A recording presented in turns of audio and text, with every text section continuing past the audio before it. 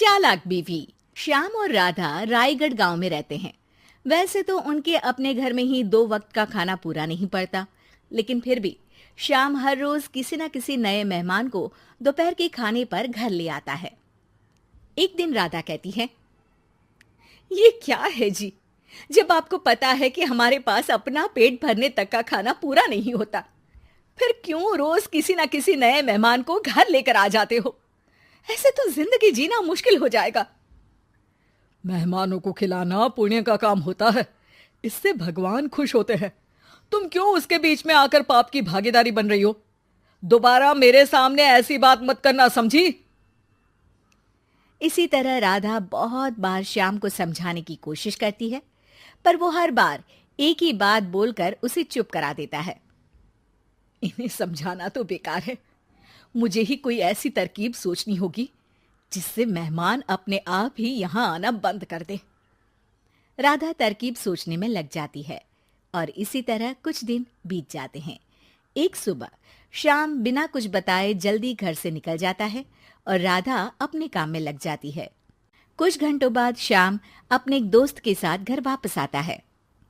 सुनो राधा, आज दोपहर के लिए 3 मेहमानों का खाना बनाकर रखना, और याद रखना उनकी खातिर में कोई कमी ना हो।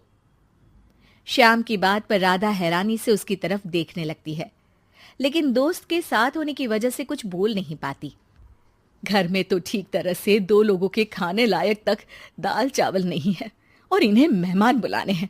बस अपना अपना बोलते हैं, दूसरे की तो कभी सुननी ही नहीं है।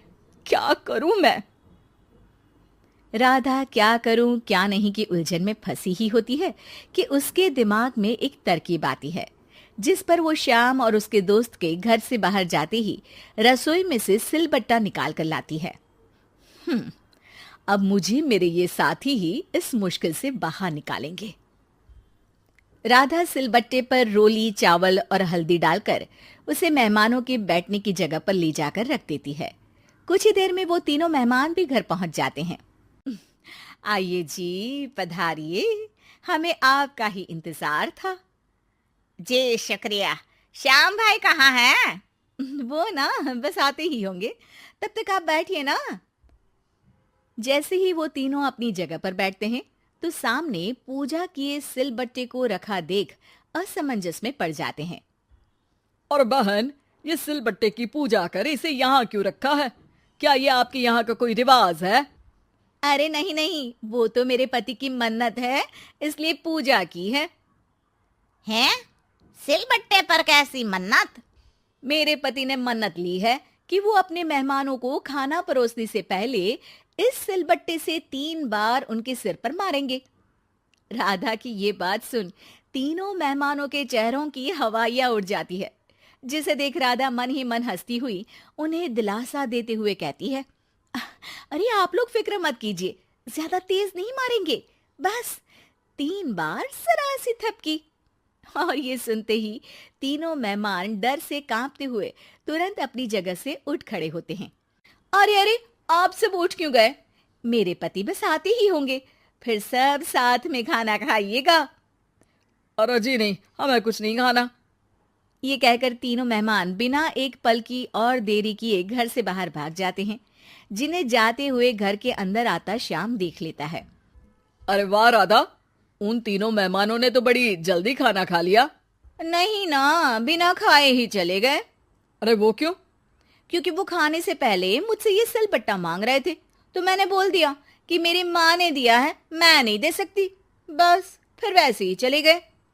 राधा की बात सुन श्याम गुस्से से लाल होकर उस पर चिल्लाने लगता है। तुम पागल हो क्या? मेहमान को नाराज कर दिया।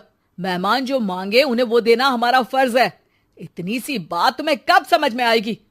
मैं अभी उन्हें ये सिलबट्टा देकर वापस घर में ले आता हूं, तुम खाना तैयार रखना। अब श्याम सिलबट्टा उठाए घर से बाहर निकल जाता है और मेहमानों को ढूंढना शुरू कर देता है, जो उसे पास में ही एक पेड़ के नीचे बैठे दिखते हैं। श्याम उनके पास पहुंचने ही वाला होता है कि वो उसे सिलबट्टे के साथ आता देख दोबारा भागना शुरू कर देते हैं, जिस पर श्याम भी उनके पीछे भागने लगता है। अरे रुको, मैं आप लोगों को ये देना चाहता हूं। अरे आप लोग रुको तो सही। अरे भाई, ये तो हाथ धोकर पीछे पड़ गया है। अरे जुबान कम और पैर तेज चलाओ। वो तीनों पिटाई के डर से और ज्यादा तेज भागने लगते हैं। इसी तरह तीनों मेहमान आगे आगे और श्याम सिलबट्टे के साथ उनके पीछे पीछे पूरे गांव में घूमते हैं, जिससे धीरे धीरे गांव में ये खबर फैल जाती है कि श्याम दयालु और उदार इंसान तो है, लेकिन अब से वो किसी की भी मेहमान नवाजी से पहले सिलबट्टे से 3 बार उसके सिर पर मारेगा, जिसके प्रभाव से अब लोग उसके घर खाने पर आना बंद कर देते हैं। मैं तो उन्हें सिलबट्टा देने जा रहा था और लोगों को लगा कि मैं मार रहा हूं।